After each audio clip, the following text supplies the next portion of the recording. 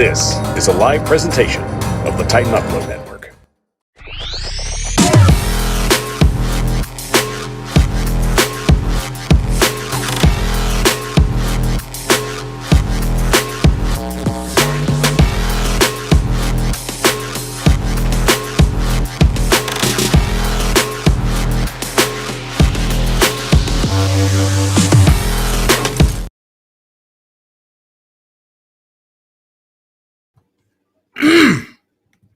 The Power Hour is on the air, live streaming on YouTube, Facebook, Twitter, and Twitch. I'm your host, Michael Bishop, and thank you for joining me on this Monday evening. So much to talk about, so many topics of interest, and realistically, I'm just glad to be over the Pro Bowl and just finally getting ready for the Super Bowl. So, I'm not going to lie, it was just kind of one of those situations where I was just not looking forward to it and just really just getting it passed and everything. So, very happy that that's moving forward. Well, before we get to our top news, I definitely wanted to talk about a few things of just general interest.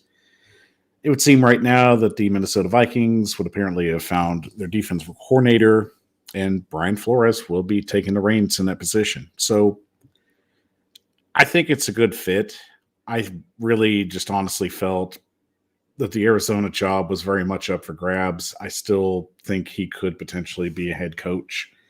Maybe before this hiring session's over. Realistically, though, I do think the Vikings being a good stop for him. I don't think he'll be there long, especially for anybody that's looking for a defensive-minded head coach, especially going down the road.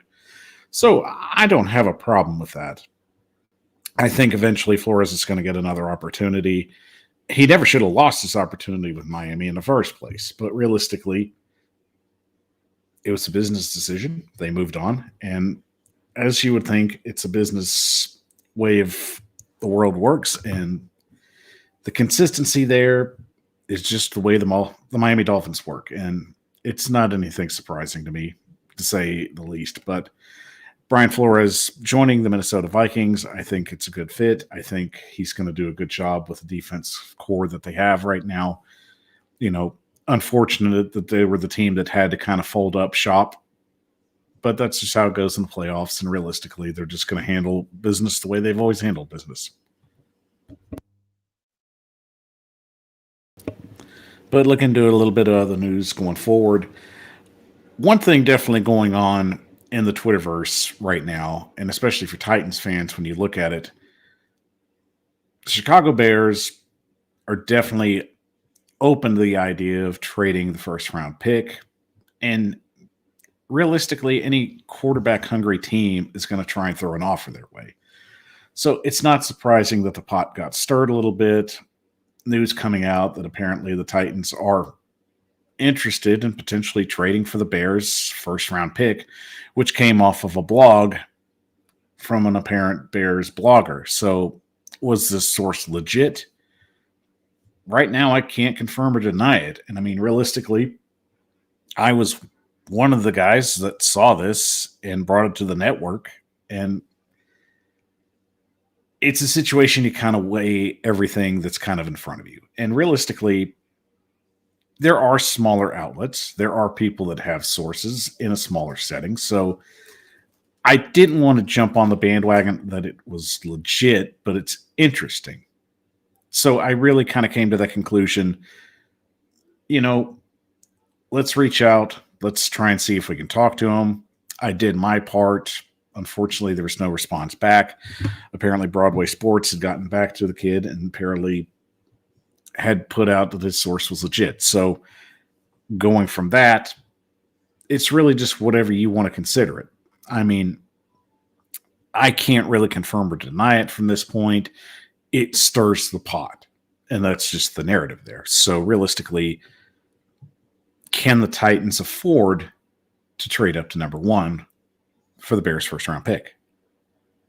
And honestly, I just don't think it's the best option for them.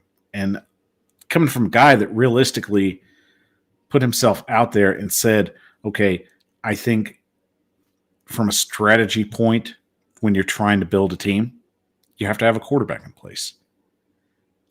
And one of the shows that I put out last year was potentially trading up for CJ Stroud or potentially Bryce Young. and their numbers were good last year. They had a solid argument, it being the number one pick. So, of course, I did my due diligence. I did my homework, and I still felt that it was a situation. Okay, well, maybe it'll work out. Maybe it's a situation they can fill in. But you look at the needs the Titans have this year. You look at what they're trying to build. You look at what they're trying to do long term. It doesn't fit in a short term kind of mindset. And that's the way I see it right now. And Al bringing up a good point. We have to check with Chicago to see what they would take and want to trade.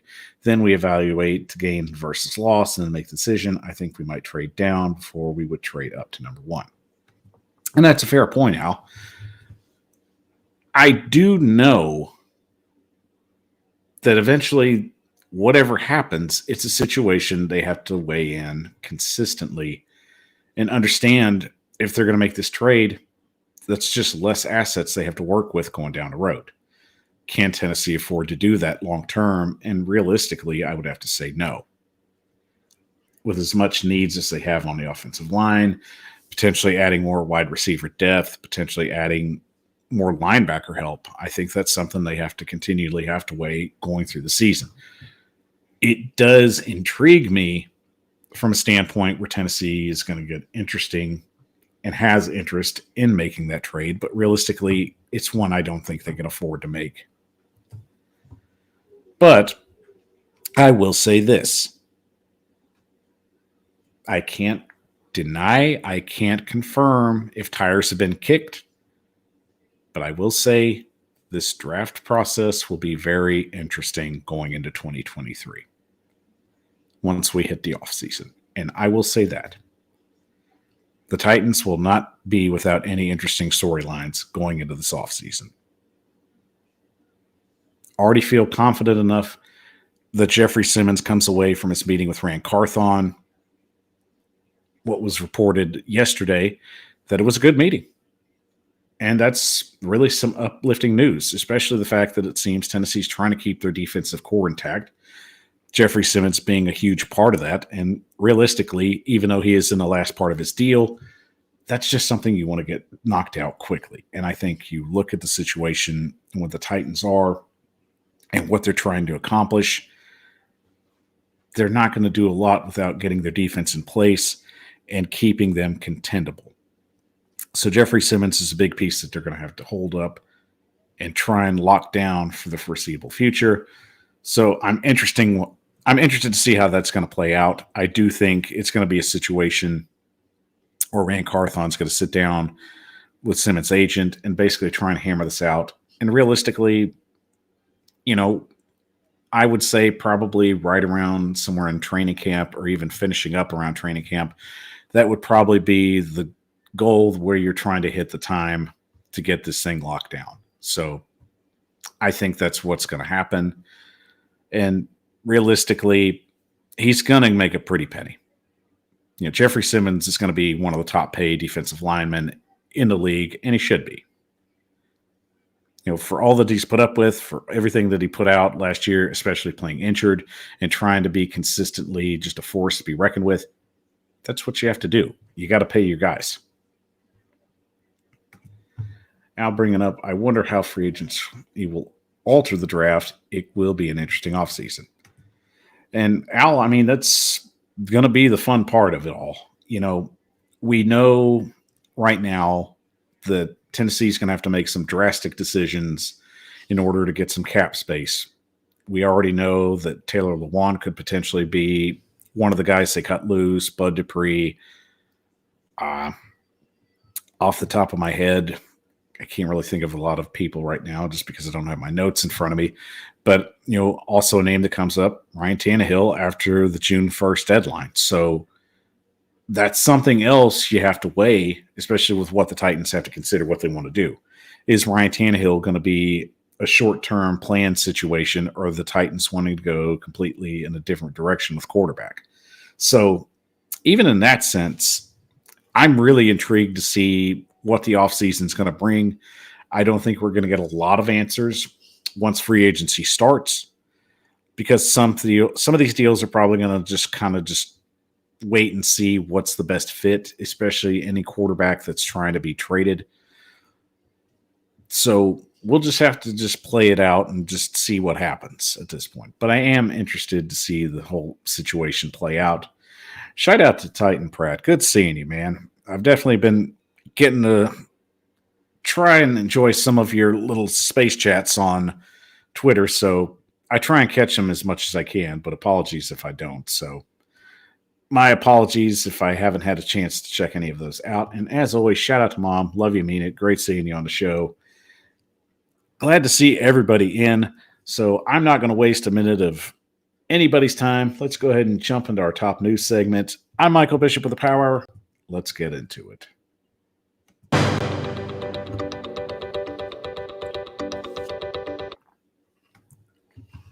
And of course, the biggest news story in the news cycle was definitely the official retirement of Tom Brady. As we broke that earlier in the week with the Titan Upload Network, Titan Upload had a reliable source, and we ran with it after we finally figured out that it was good enough to run with. And lo and behold, Brady checked out. He is done for good. Tom Brady is going to be heading to the broadcasting booth in 2024.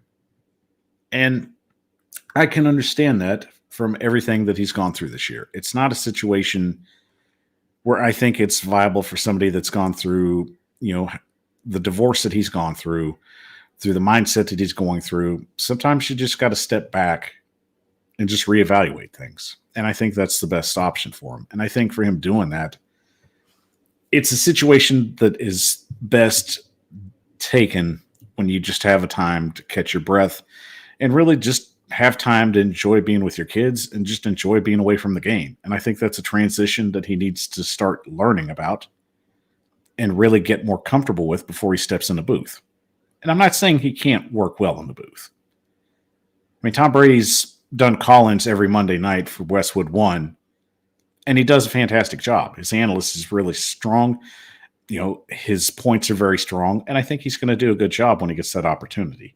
But right now, I don't think he needs to be in a hurry. And with his interview with Colin Cowherd this morning, where I had a chance to watch it, I feel that that's just what he has his mind set on right now. He needs to reset. He just needs to kind of get away from the game and just have time to himself and to his family and just do a few of the things that he would like to do, where football's been just everything in his 20-year career.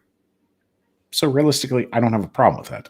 I don't have a problem with anybody that feels that they have to step away from a situation after everything that he's been through, that after everything that he's endured. Your mental health's important. And the important thing, I'll say this for anybody, you have to take care of yourself, especially when there are other people that depend on you in life. And I speak to that, from his family standpoint, from his friend standpoint. It doesn't matter how you feel about Tom Brady. Whatever you're going to feel about him, you feel about him. You like him, you hate him, whatever. I mean, it is what it is. This is still a human being we're talking about. And I think realistically, when you go through a situation that he has, and I understand that, I understand going through a divorce. I understand it's not a fun process. It's mentally draining. You're depressed. You can be just physically and emotionally drained at times. Hell, some days you don't even want to just be anywhere. Some days you don't want to even be inside the house because you're just so depressed because it's empty and you just feel like everything in your mind is just chewed on. And it's a scary place to be in your head, especially when you're going through a situation like this. So I don't see it being a bad thing. I think of him taking a year off before he gets in the broadcasting booth to get away from football, to really just have time to appreciate life in general, what he's accomplished, to kind of just see the bigger picture. And that's fine.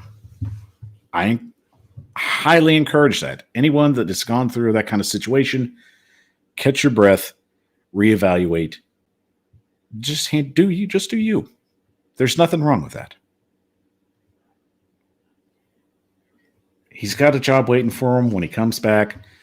Sometimes you got to step away and really just take care of yourself. And I hope that's what Tom Brady does. I hope for his sake that he's able to find just a little bit of peace and just joy with his kids and just with his friends and his teammates now that he's retired. You know, chasing success is draining.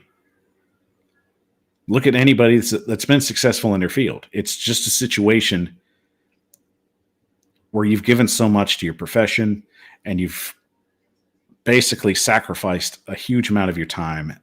You really just have to take time for yourself at that point. And that's not a bad thing. So Brady will be up for Canton in 2028, and he'll potentially be going in there with J.J. Watt, which would be a very, very fine addition to the Hall of Fame. It's all but going to happen. So for Tom Brady, retirement has finally come. And one of my favorite lines that I got to read before I got the show started, he said it in a 6-word line: "I didn't want to get hit out there." And I know that's more than 6 words, but that's basically what I felt that Tom Brady was trying to shoot for after retirement was becoming inevitable. No 45-year-old wants to get beat around by some 20-plus-year-old kids. It's just, you've done all you can do. You've given all you can give. Tom Brady's going to hold a majority of the records, and he's the GOAT. To me, there's no argument. There's no argument about that Tom Brady's greatness should be questioned. And for those people that want to say that he doesn't deserve to be in the Hall of Fame, look, it's an apples and oranges situation. I can't change your perspective on how you feel Tom Brady. But I will say this. You can't say that he's not the best at his profession. You know, whether you want to bring up Spygate or whether you want to bring up Deflategate, it doesn't matter. I'll let you in on a secret. You know, when Deflategate happened, this was happening in the NFL. It was just kind of a mum's the word situation. Let's be honest. There's been ways of tampering with football. Spygate, people were filming for years. This wasn't anything new. The one that blew the whistle was somebody that knew about it in the first place. Eric Mangini was the one that did it, and he worked for the Patriots. Big shocker. But the fact that people are out there comparing Tom Brady to people in baseball that use steroids, it's an apples and apples situation. You're trying to compare something that's not comparable to the others. You know, were there moments where the Patriots did cheat, where Tom Brady did knowingly cheat? Probably. I can't deny it. I can't confirm it either. He'll probably never tell us. But realistically, you're trying to compare two situations to a totally different situation within the boundaries of restructuring your body through basics needle drugs. So, you know, comparing him to steroid users, it's just laughable. And it's laughable in my opinion. I just don't buy it. So regardless of all that, Tom Brady's going to hold a majority of these records. He's going to hold basically the most Super Bowl wins for a quarterback at his position, and being another quarterback that has done it with multiple teams. So it's undisputable. Love him, hate him. Tom Brady is going into Canton, Ohio. And of course, with the Tighten Up and No Network, we wish him the best, and we hope that his career in 2024 with Fox is one that's fruitful and one that is enjoyable. And of course, I've got to talk about the Pro Bowl. And I'm not going to spend a lot of time on this because I'll be honest with you.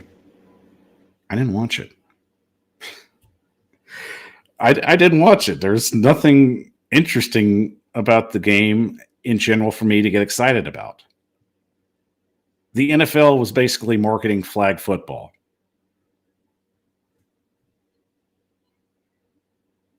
Cool. I mean, I'd play flag football, but I don't want to watch it. Because to me, that's like watching golf. I don't have that interest. I don't want to see a softer version of the game that I enjoy being played on national TV by some of the best professionals at their job. So as much as the NFL wanted to hype this thing up, how am I supposed to be hyped for something that college students do on the weekend? but now you put it in a professional level. I mean, let's just be honest.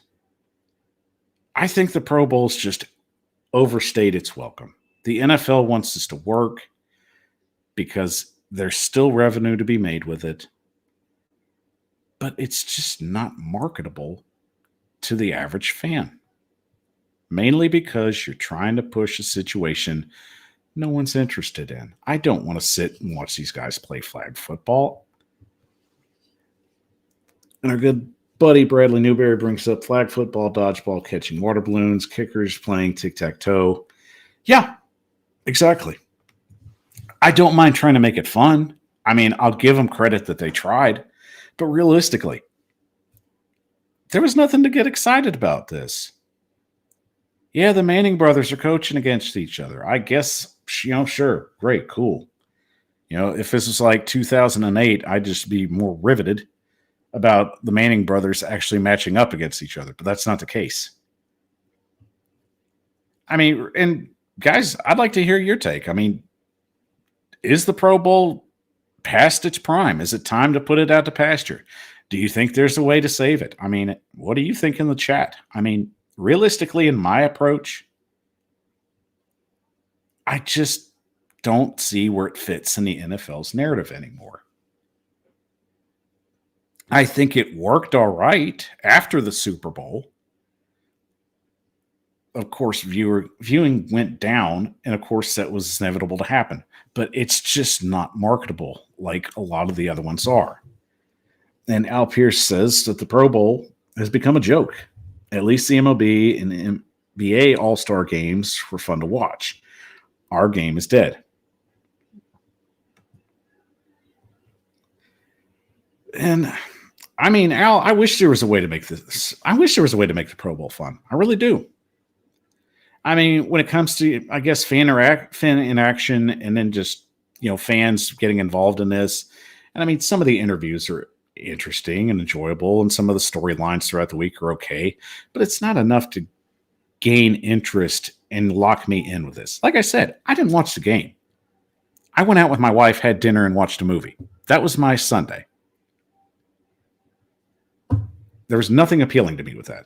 I had a great time, by the way, but there was nothing appealing that made me want to check my phone throughout that entire day either.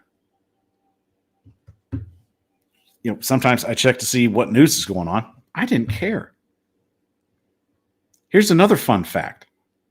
I couldn't find a score for the game anywhere. I found out the final score just by watching clips on Bleacher Report. So that should say something right there.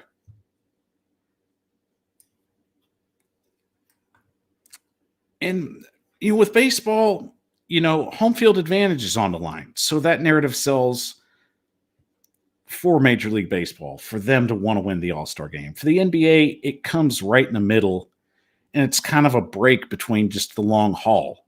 Because, you get some decent basketball, and then it just kind of drains you after. Really, it just kind of drains after January. So it's just a nice break, and you get to see just an offensive matchup. And that's all that has become. But even the NBA's All-Star game, it draws a crowd. It's nowhere what it was 10 or 15 years ago, but it definitely is more intriguing than what the NFL puts out. So I don't know how the NFL is going to continue to try and make this work. I don't think it's a situation that you can make this work other than try and find something that makes it more enjoyable. And realistically, I just feel like at some point the NFL's got to admit it's just not working. And I would rather just see that game get scrapped and have an 18th regular season game. To me, that's intriguing. To me, that adds narrative. I would rather have that regular season game added on and make the schedule make more sense. Will it happen? I don't know. But at least I'm thinking outside the box.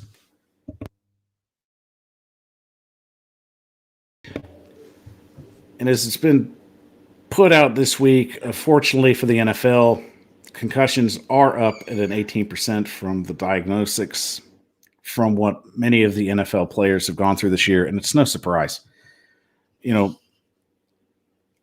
the game is trying to find a way to continue to evolve and be safer, but realistically, I do feel this was one year where the NFL just kind of missed the mark, and I hope it's something that they discuss within the meetings.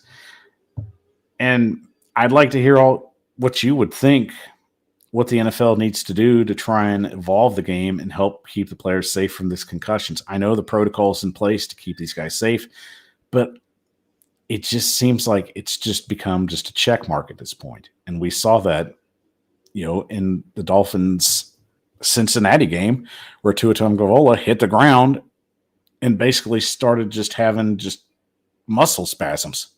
And it was terrifying.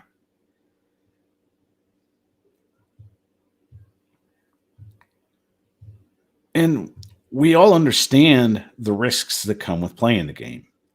The NFL and, of course, all the helmet makers are trying to find ways to safely keep the players active, to keep them from sustaining major head blows. But you can only do so much to protect the head. You can only do so much to make sure that these players aren't getting seriously injured. And it's a loaded question at that. I don't have a lot of answers, especially with what's going on with the concussion situation where it has risen, and it's alarming. And I hope it's something the NFL will consider to really start locking down and start making a difference with this. It just gets to the point where the game continues to get faster, and it's going to keep going that way. And I don't want to see it end up in a situation, what we saw with DeMar Harris. And I know it's a completely different situation, but realistically, a lot of guys are still leading with their helmets. And I think that's one thing the NFL is going to have to be more consistent with, especially with officiating. And we all know just how ungodly the officiating was this year. And I hope that's a situation that they're going to try to discuss also with that. I think you can't be picky and choosy with these kind of situations. If somebody gets hit in the helmet with a helmet, I don't know why that's not an automatic penalty. It's been a ticky-tack kind of year for officiating in those kind of calls. And I hope that's something that they can rectify quickly. Otherwise, the percentage is going to keep getting worse. These diagnosed concussions are just going to continue to elevate in the wrong direction, and it's not good for the game. It's not good for the long term of the league. And realistically, as much as we try to fix the situation and if we try to fix the problem, it's only going to go from being bad to worse. So it's unfortunate. I hope the NFL and the owners have some serious discussions in the meetings this upcoming spring, but it's not a good trending point right now.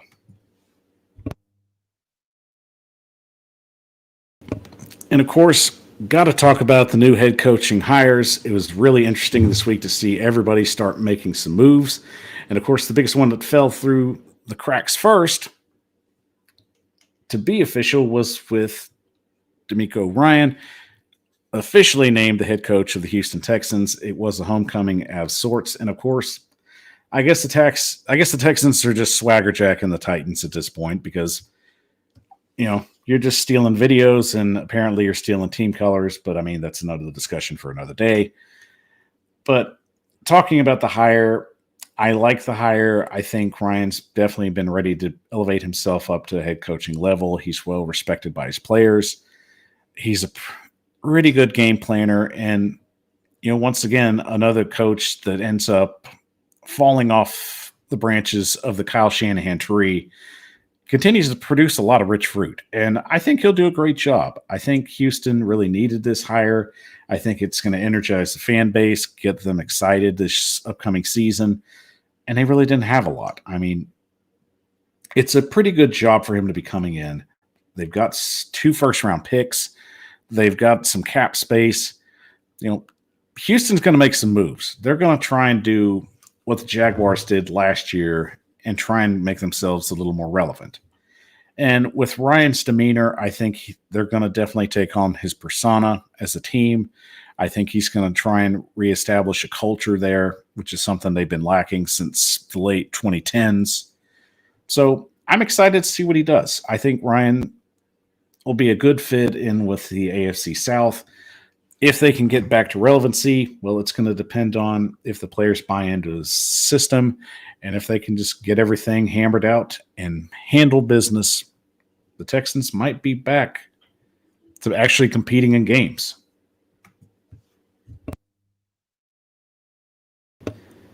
And to finish it out, especially on the same day after Ryan was hired, not even 10 minutes later, Sean Payton was officially named the Denver Broncos head coach as they traded a slew of draft picks to get him.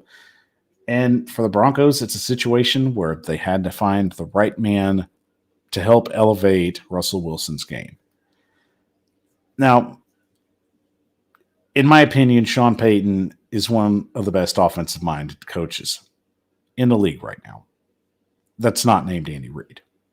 I do think Payton's going to do well with the Broncos. They draft well. The Broncos have money. They're not afraid to spend. And I think he'll put a system in that's going to help Russell Wilson succeed. So Denver has pieces. I think if they draft well, I think if they can build around Russell and really just get him more comfortable in a system to where he can thrive, Payton's going to do a good job there. Will it be an overnight thing? That's going to be interesting. I'm not sure. Get into a quick comment for Titan Fox. Shout out to Fox. Good seeing you, man. We might be playing catch up in our division if we can't get things back on track with our personal injury problems. And that's a good point, Fox. And I mean, I'll give the Titans credit. I think switching from turf is going to be a situation that's going to be interesting to talk about. And I'll talk about that later on in the show. But I do think the Titans are starting to see a trend where the bottom feeder teams that were down and out are definitely making some headway now. So really, it's just been kind of a flip. And Bradley says the Colts are still there. Don't worry, Fox. And that's what it is. I mean, it's been a complete flip. I mean, we could potentially see Houston and Jacksonville take the top spot, and the Titans and the Colts kind of battle it out to try and get back up on top. So realistically, it's going to be interesting. But I do think, however, getting back to Sean Payton and finishing that thought, I know his offense is successful. You know, his playoff record isn't one that you feel very confident about, but I do feel confident in Sean Payton's way that he handles business, how his offense is efficient, and that they add pieces, especially during his tenure. You know, let's just be honest. You know, those New Orleans Saints teams had a lot of talent around them. They didn't always play out the way they should have, and they didn't achieve what they should have. But realistically, you know, Sean Payton is pretty good at evaluating talent and bringing in the right type of guys to help his key players thrive in these kind of situations. I mean, for Drew Brees, it was always a situation to where he was consistently surrounded by guys with just ungodly amounts of talent, and it was crazy. So I don't think Denver's going to have a lot of problems coming into the season. I think they're just going to have to find some ways to be creative and fill some holes. But I do think it's going to be a situation that's going to be interesting for Sean Payton. Realistically, I think Denver has a chance to get back on top. I mean, especially with the way things are right now with the AFC West.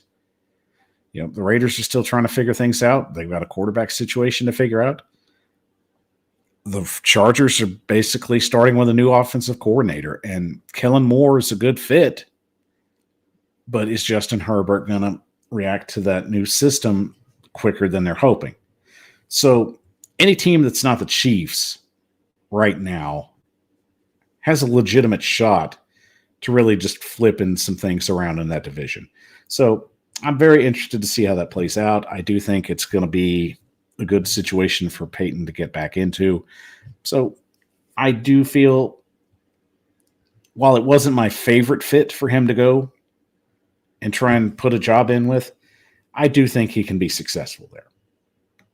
The bigger question is, can he do it long term? And does Russell Westbrook still have anything left in the tank? And Fox says Peyton will take the Broncos in the direction we all thought they'd be after the Russell Wilson trade. Bronco fans were shocked by last year's performance. And as they should be. But realistically, Fox, I mean, when reports were starting to come out, Russell Wilson just wasn't hitting the system the way that the Broncos were hoping. Nathaniel Hackett's system just didn't translate well with Russell Wilson, especially the fact that he was calling old plays from his Seattle days. The terminology was still being used in an offense that he was more comfortable around. So I think that's the biggest thing Sean Payton's going to have to do to get Russell Wilson acclimated to a higher standard. Can he do it? I think he can do it. But, like a lot of great things, you got to build around your key piece. And if they believe Russell Wilson still has some key years left, then they got to make them count.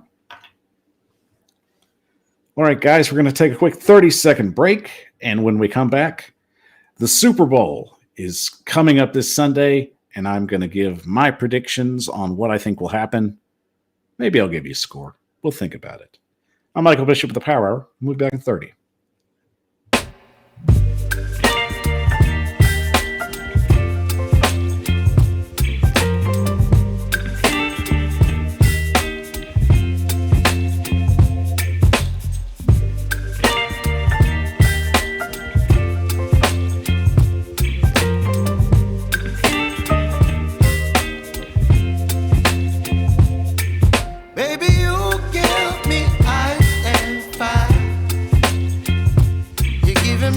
Power Hour is on the air, live streaming on YouTube, Facebook, Twitter, and Twitch. I'm your host, Michael Bishop, and thank you for always joining us on a Monday evening. It's great seeing everybody in the chat. We've got a nice, lively chat going, and shout out to you guys. You are the ones that keep the show driving. You are the force that keeps this thing moving.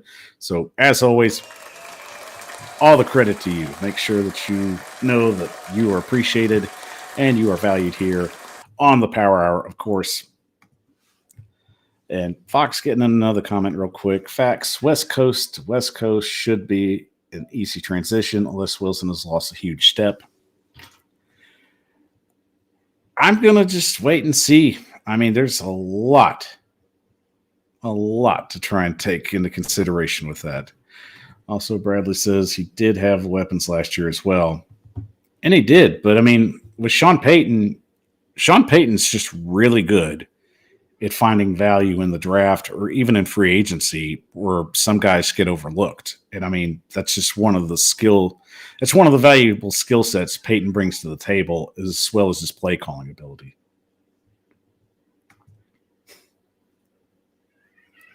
Fox, you don't like my music? Well, I mean, it's free, so I'll have to try and find you something a little more up to date. But I mean, I got to roll with some of the stuff in the regular season, buddy. It is what it is. But, I'll do my best to try and re-up that as well. But, of course, guys, thank you for watching the show. And as always, we are part of the Titan Upload Network. And don't forget to follow, subscribe on all our platforms, on Facebook, Twitter, Twitch, TikTok, and YouTube at the Power Hour 615. And don't forget, sharing is caring. If you love the show, help it grow. Make sure you share this out to any Titan fan or any NFL fan you generally know.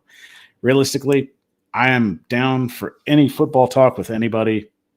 Just follow the rules and play nice. That's all I ask. And of course, don't forget to follow all of our Titan Upload Network members on their respective pages too. Rossi's got a show tonight after mine, so I'll try and be nice and try and make sure y'all get up on his show as well. So make sure you say that Big Mike sent you once you hit Rossi's show. And Facebook user says, I'm afraid the Titans could go through some dark times. And user, I mean,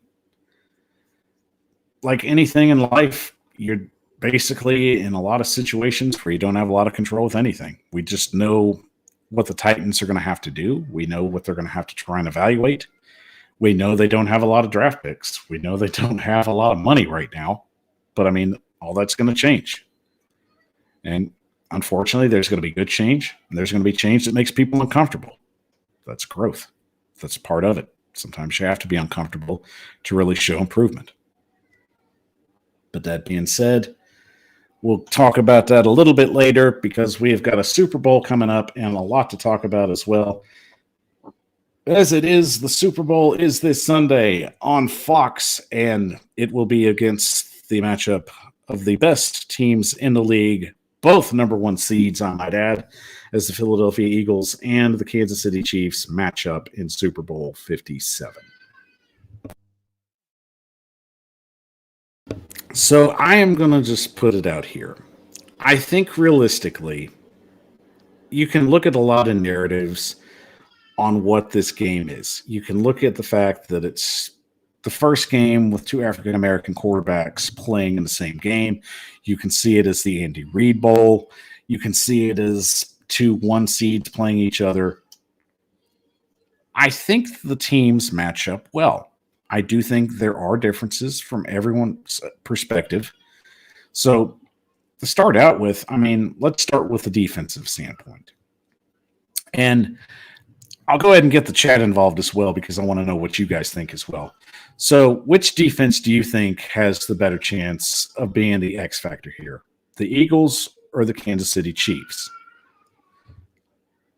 Now, I look at the Chiefs defense right now, and they've been good, but they're still young. You have a young core that's basically been just really, really good.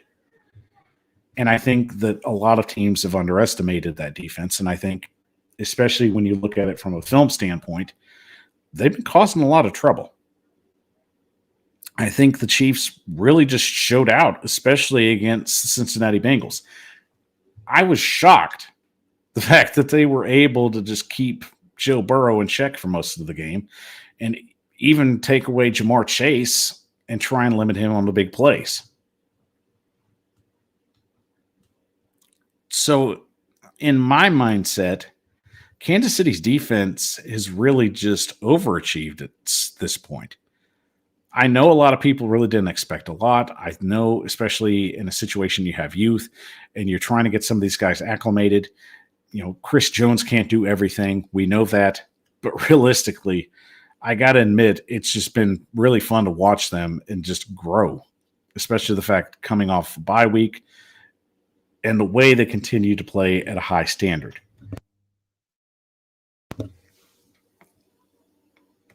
I'm getting into our comments. Fox says, Eagles D is brutal. Chiefs D is suspect outside of Chris Jones, but they seem to show up when they don't expect them to. And that's my point, Fox. I mean, their secondary is young, but they stood their own with the Bengals, and that impressed me. I mean, the way they played the Bengals secondary,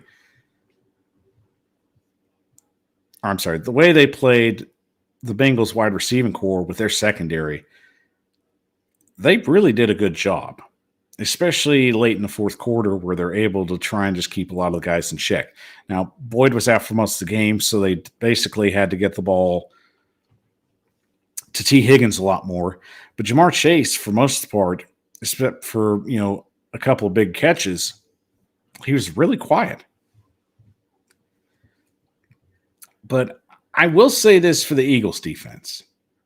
And Al says, I've never liked the Eagles. So, okay, see. So Al's already putting his pick in, which that's all good. And Bradley's saying Jones wrecks game plan, and he does. But here's the thing about the Eagles defense. They are just stacked, especially when it comes to having guys ready to take the front defensive line. And I think that's one of the key factors in any Super Bowl matchup. You look at a lot of the games, you can have a good secondary. You can have a good linebacking core. You have to have a really great pass rush. And the Eagles have that. And realistically, a lot of the teams that end up winning the Super Bowl are because they know how to get to the quarterback. And I'll give the Eagles their due. So The Kansas City offensive line has a huge task at hand because realistically, they're going to throw everything at them that the Eagles can throw at them. And if I'm Andy Reid, I'm really going to have to just be a little more creative on this one. I think they know they're going to have to be a little less suspect because I believe the Eagles are going to force Patrick Mahomes into a lot of situations into being uncomfortable. Now, the thing is, we know Mahomes is a great master of manipulation. We know he's one of the best quarterbacks that can throw on the go. But I know he's also one of the worst quarterbacks in the league. When he starts getting it off his rhythm, he really gets off his rhythm. And I go back to last year's AFC Championship game. You look at the way that the Bengals defense used a lot of just blitz situations and a lot of pass pressure situations. They forced him to make bad decisions, and he couldn't recover from them. So I expect that defense to really just go after him and pressure him.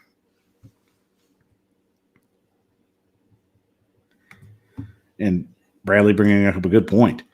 Who will the Eagles use to cover Kelsey?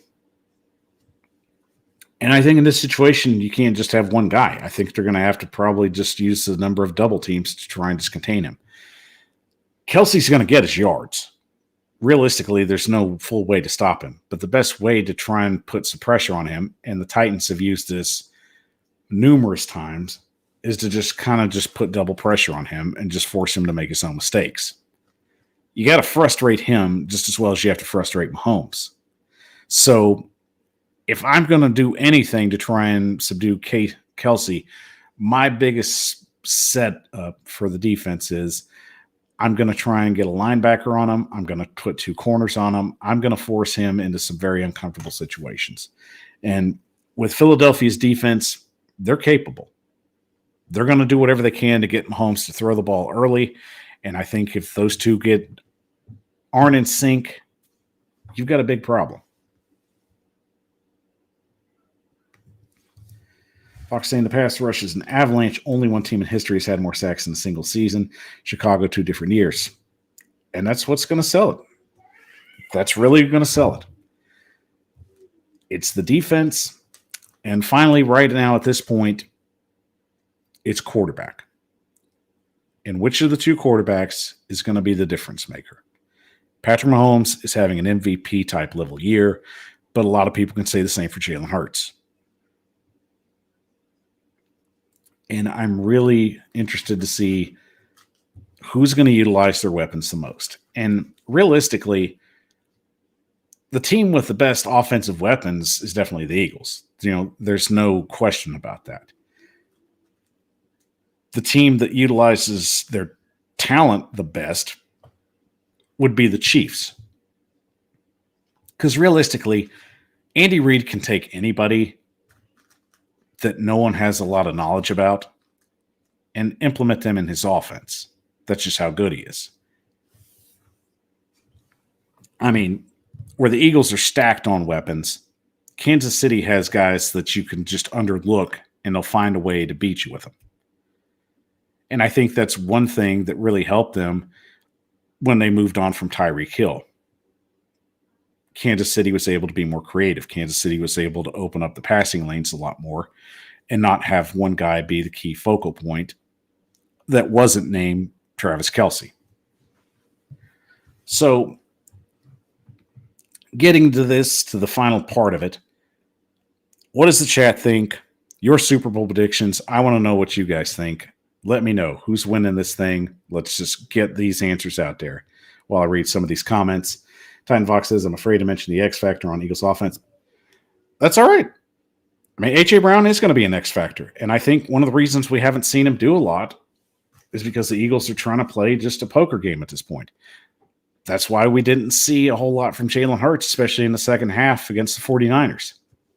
You don't want to tip your hand. And I think that was the best thing for the Eagles to do. So realistically, I see a big game from A.J. Brown. I see a big game from Jalen Hurts. at least from a passing standpoint. And Bradley bringing up a great point. Running backs Panchico and McKinnon will be huge keys for Kansas City, and they're going to get them used quick.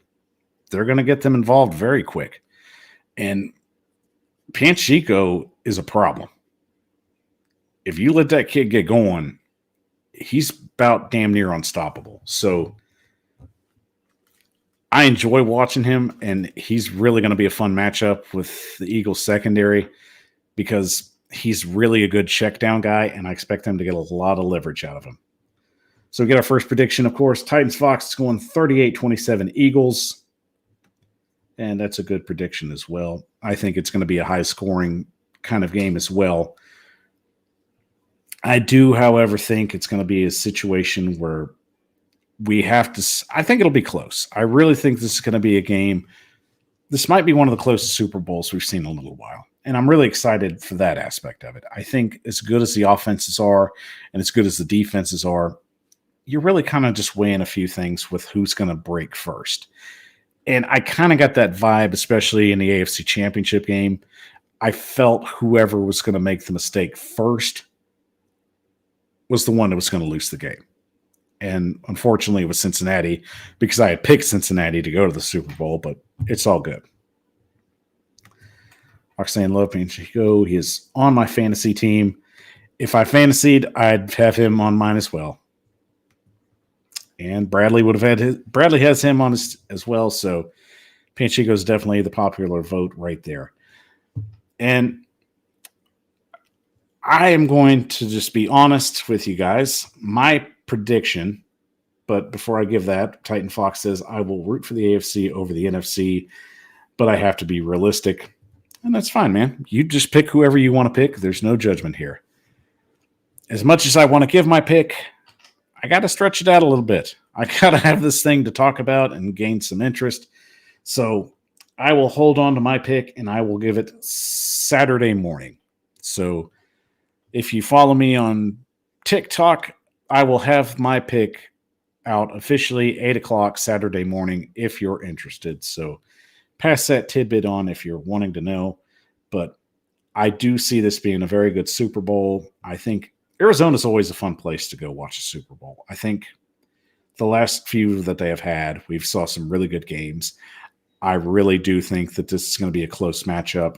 I think defense and quarterback play is going to be keys right here. So realistically, I'm very excited. It's good to finally get past this week and start talking about the big matchup. I mean, regardless of who's playing in the Super Bowl, I'm going to watch it. There's always intrigue. As much as I'm a Titans first channel, I'm also an NFL channel, and I want to make sure any NFL fan that has any team in general wants to discuss this. I'm down with that. I am down with anything. So realistically, if you want to throw in your 2 cents, and if you're an Eagles fan or you're a Chiefs fan, throw your hat in the ring, man. I'm not here to judge. I'm here to talk football. We're all here to talk football. So it's all good. There's no worries. I promise. You're not getting any kind of feedback or pushback from me. So we'll just keep it simple. And Bradley's going to give his pick a little Thursday evening podcast. I understand, man. You got to keep them guessing. We give everything out. Everybody's not going to have anything to talk about. So got to keep that excitement up. And that's, of course, important, especially when you're doing this in this kind of situation. Very much looking forward to that. And shout out to you, Fox. Thank you so much. Love you too, man. Love that you continue to support the show. Love all our fans on the show, of course. So, yeah, check that out. I'll have that for you, I promise. But, all right, guys, let's take a quick 30-second breather. And when we come back, we'll close up shop. I'll talk about 2 of the best things the Titans have going on in this week. And, of course, we'll wrap everything up in a nice little bow. I'm Michael Bishop at the Power Hour, and we'll be back in 30.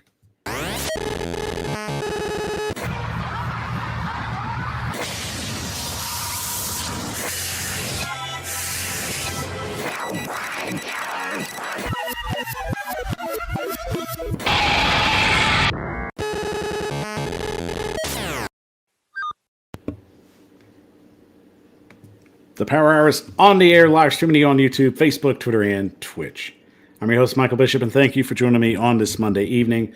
Guys, you've been fantastic in the chat. Love all the interaction. Love everything that you do for the show and keep continuing to support us. And, of course, all our other followers that follow everybody else on the Titan Upload Network. Rossi's show will be in about 5 minutes, so I'll make sure y'all get out that way. So I won't hold you too far, but make sure you make Rossi know Mike sent you there. So have a good time on his show once you get the opportunity to go over there. But, of course, love you took the time to be here. You guys are fantastic. Love you all, mean it. So we'll go ahead and close up shop. It's our favorite new segment of the show. Closing time. Good night, losers. And, of course, to finish it out, we'll talk about some of what Titans did during last week. And I think one of my favorite moves right now, Lori Locust of the Tampa Bay Buccaneers has now been signed to work with the offensive line coach, specifically Ryan Crow, the outside linebacking coach for the Tennessee Titans. She's going to be assisting him with the outside linebacking duties. So I love the progression here. I love the fact that Tennessee is going out and finding people that love the game, and not just men. This is a league that's evolving, and I enjoy that. Let's not forget, this isn't your great-granddad's NFL anymore. Anybody can enjoy this game, and I'll let you in on a fun fact. 49% of NFL fans are women. True story. It's a game that's evolving. It's a game that's reaching out to people of many different genders and giving them the opportunity to have a voice in the game, to have an opportunity to work in this game. And I love the fact that it's continuing to grow that way. And I love the fact that the Titans are continuing to be a progressive team. I mean, realistically, and I'll say this because, our good friend James of Titans for Life brought this up on a show yesterday, and I think it was Rossi's show. But I love that he brought this fact up.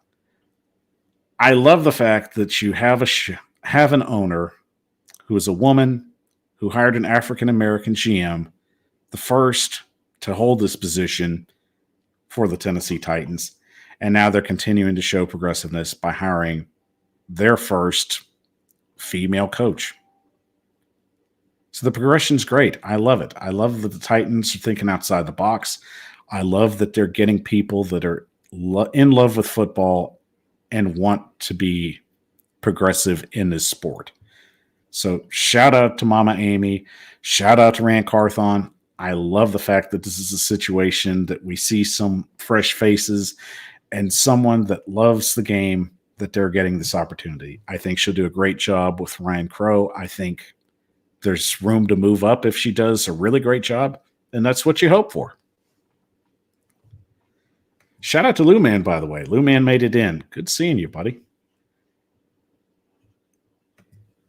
And, of course, the last little bit of news, and I think this has been going around since last week, it is, of course, the turf wars as we know it.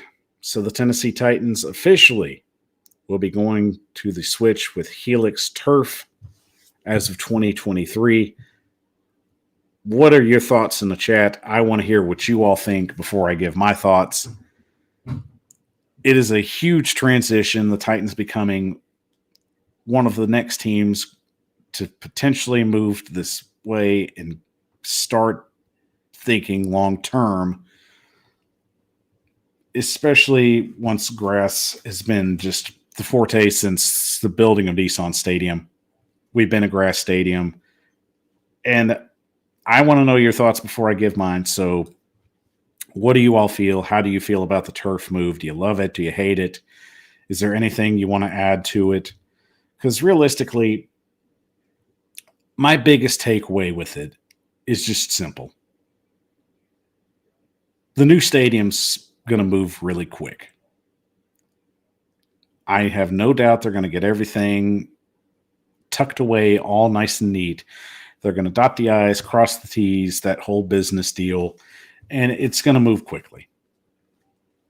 And we already know it's a new surface they're going to have to be playing on and have to just make the adjustment to. So I'm not opposed to it.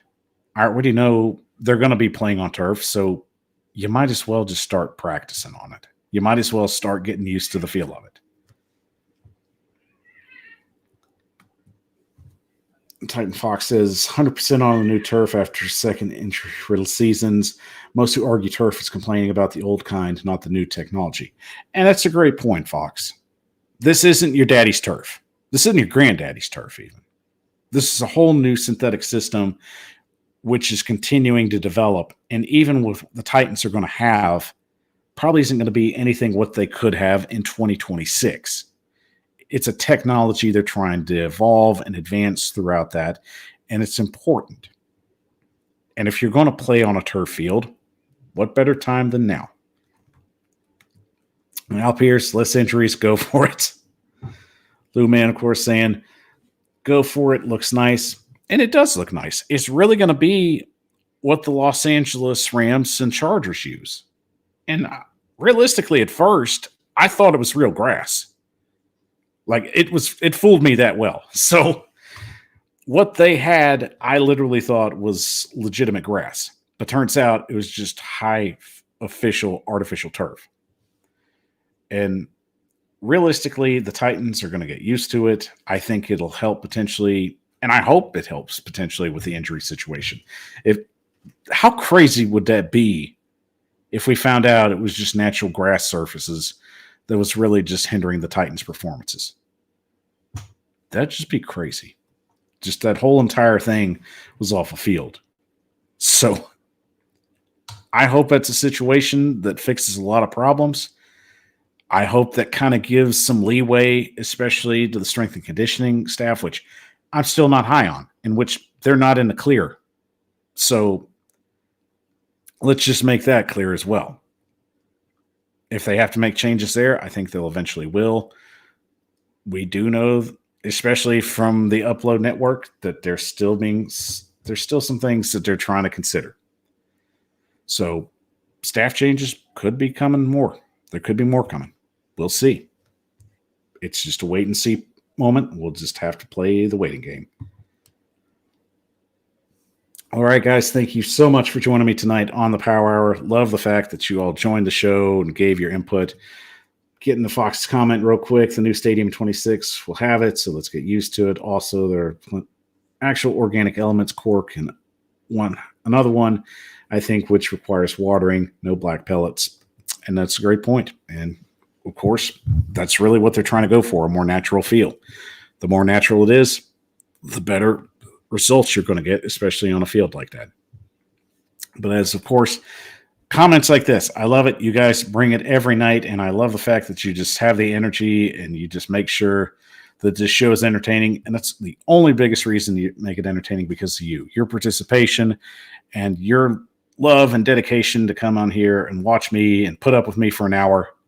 That makes me feel good. So shout out to you as always. Love you guys. Mean it. Without you, the show wouldn't go. And of course, don't forget, if you love what I do, don't forget I'm also part of Titan Sized. I do put out articles every once in a while. I really got to get on that. I promise you, I've got some in the wings. So check out my stuff. But of course, we've got a lot of great contributors as well on the site. Check out their work. We've had them on show. Max Greenberg, our good buddy Ian Schiller, that we've had him as well. So these guys have been on the show. They do really great work. Check out their work as well. Fantastic contributors to Fan Size Network. And of course, as always, we are part of the Titan Upload Network. And if you're trying to find all our content at the same place, whether it be Titan Upload, Titan for Life, Ryan Harris of the Jump Pass Podcast, Titans Rossi, Brian Johannes and his draft analysis, or just the Power Hour, make sure you check us out on our official Facebook page, the official home of the Titan Upload Network.